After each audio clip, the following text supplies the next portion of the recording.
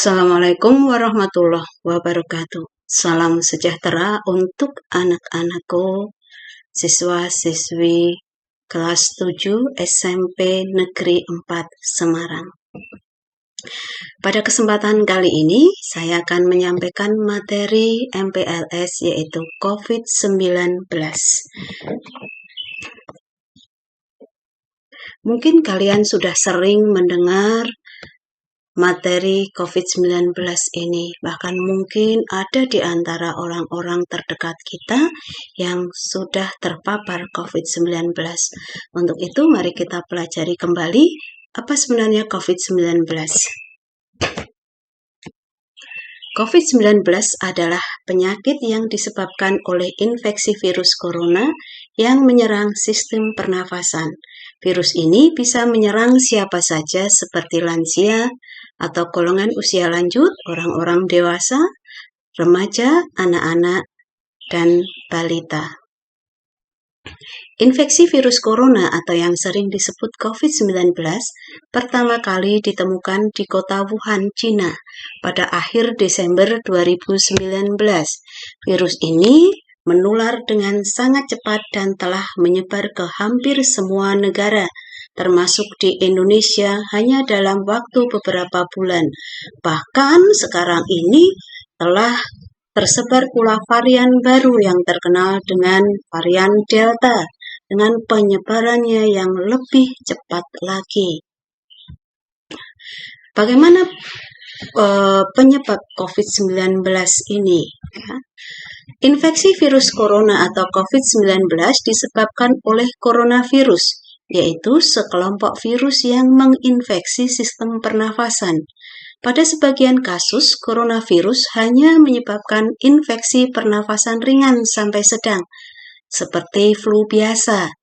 Akan tetapi, virus ini juga bisa menyebabkan infeksi pernafasan berat, seperti pneumonia, Middle East Respiratory Syndrome, dan Severe Acute Respiratory Syndrome.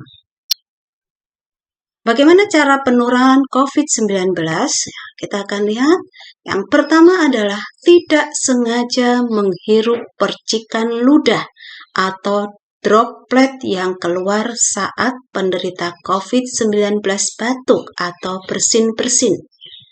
Yang kedua, memegang mulut atau hidung tanpa mencuci tangan terlebih dahulu setelah menyentuh benda-benda yang terkena cipratan ludah penderita COVID-19. Yang ketiga, kontak jarak dekat dengan penderita COVID-19. Nah, seseorang yang setelah terpapar COVID-19 akan menunjukkan gejala-gejala. Nah, apa saja gejalanya? Kita akan lihat yang membedakan nanti dengan flu biasa. Nah, gejala yang pertama yang banyak dijumpai adalah demam. Kemudian batuk-batuk disertai dengan pilek, sesak nafas, hilangnya penciuman dan perasa. Seseorang yang terpapar COVID-19 tidak bisa mencium sekalipun itu bau busuk. Kemudian juga tidak bisa merasakan rasa manis, asin, pedas, ataupun pahit. Ini yang sangat membedakan antara orang-orang yang terpapar dengan COVID-19 dengan flu biasa. Kemudian selain gejala tersebut, yang lain adalah yang dirasakan penderita COVID-19, nyeri sendi, sakit kepala, sakit tenggorokan, mual dan muntah, diare, menggigil. Nah, bagaimana untuk orang-orang yang sudah terpapar COVID-19? Apa yang harus dilakukan apabila mengalami gejala-gejala ini? Segera periksakan ke dokter, kemudian lakukan swab, baik swab antigen ataupun swab PCR. Setelah diketahui hasilnya positif, maka yang dilakukan adalah dengan isolasi. Mengapa isolasi? Untuk mencegah, mengurangi, ataupun menghindari penularan kepada orang lain.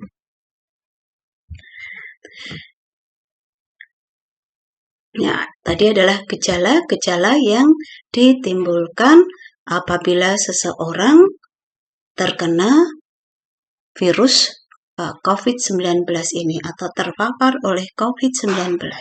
Nah, agar kita tidak terpapar oleh COVID-19, apa yang harus kita lakukan? Nah, pencegahan apa saja yang perlu kita lakukan? Nah, ini adalah protokol pencegahan COVID-19. Yang pertama, wajib memakai masker. Saat kita keluar rumah, selalu gunakan masker. Ya, akan lebih baik lagi kalau kita menggunakan double masker sehingga virus ini tidak bisa masuk ke tubuh kita. Kemudian yang kedua, menjauhi kerumunan. Apabila ada kerumunan, janganlah malah mendekat, tetapi menjauhi dan tidak mengadakan kerumunan-kerumunan. Kemudian yang ketiga, menjaga jarak atau social distancing minimal 1 meter. Ya, akan lebih baik lagi kalau kita menjaga jarak 2 meter, ini idealnya. Tapi kalau tidak bisa, 1 meter sudah cukup.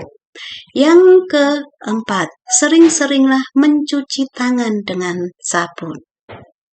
Kalau tidak bisa mencuci tangan dengan sabun, gunakan hand sanitizer setelah kita menyentuh benda-benda yang ada di luar sana.